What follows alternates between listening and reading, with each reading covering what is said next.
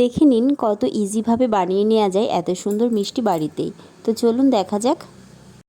গ্যাসে একটা ডেকচি বসিয়ে এর মধ্যে দিয়ে দিলাম 1 বাটি চিনি আর 1 বাটি জল, আর দিয়ে দিলাম 2টো ফাটিয়ে নেওয়া এলাচ। দিয়ে এবার জলটাকে ফুটিয়ে নিয়ে এরকম একটু ঘন করে নিয়ে শিরা রেডি করে নিচ্ছি।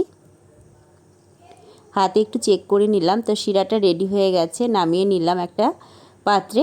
এবার গ্যাসে একটা কড়াই বসিয়ে 2 চামচ ঘি দিয়ে তাতে দিয়ে দিলাম ওই একই বাটির মাপে 2 বাটি লিকুইড দুধ, আর দিয়ে দিলাম 1 বাটি সুজি। দিয়ে ভালো করে নেড়ে চেড়ে নেব। একটু জাল করে ফুটিয়ে নিয়ে নেড়ে চেড়ে নিয়ে ঘন করে নিতে হবে। এই যে ঘন করে নিয়ে একটা ডো আমি রেডি করে নিলাম। দিয়ে আমি একটা প্লেটের মধ্যে নামিয়ে নিলাম। এবার নামিয়ে নিয়ে ওপর থেকে দিয়ে দিলাম 1 চামচ গাওয়া ঘি, আর দিয়ে দিলাম 1 চামচ কর্নফ্লাওয়ার। দিয়ে ভালো করে মেখে নিতে হবে। এটা কিন্তু ভালো করে মেখে নিতে হবে।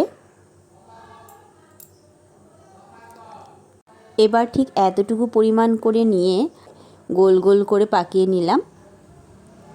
এখানে সমস্তটা রেডি করে নিয়েছি। এবার কড়াইতে সাদা তেল দিয়ে তার মধ্যে 2 চামচ ঘি দিয়ে এখানে আমি সমস্ত মিষ্টিগুলোকেই ভেজে নিচ্ছি। এটা মিডিয়াম টু লো আঁচে ভাজতে হবে। আর এই দেখুন কড়া লালচে করে আমি ভেজে তুলে নেব। ভাজা হয়ে গেছে, এবার তেল থেকে তুলে নিচ্ছি। এবার এই ঠান্ডা হওয়ার শিরার মধ্যে কিন্তু আমি এই মিষ্টিগুলোকে ঢেলে দিলাম।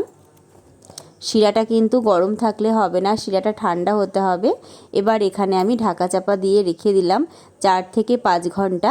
তারপরে দেখুন মিষ্টিগুলো ফুলে ডবল হয়ে গেছে।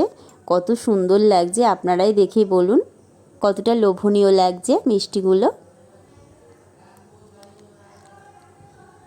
এখানে একটা মিষ্টি আমি তুলে দেখাচ্ছি, দেখুন কতটা সফট হয়েছে। এবার একটা কেটে দেখাচ্ছি, এই দেখুন ভেতরটাও কত সুন্দর সফট হয়েছে। এভাবে একবার বানিয়ে দেখতে পারেন, হেভি লাগে।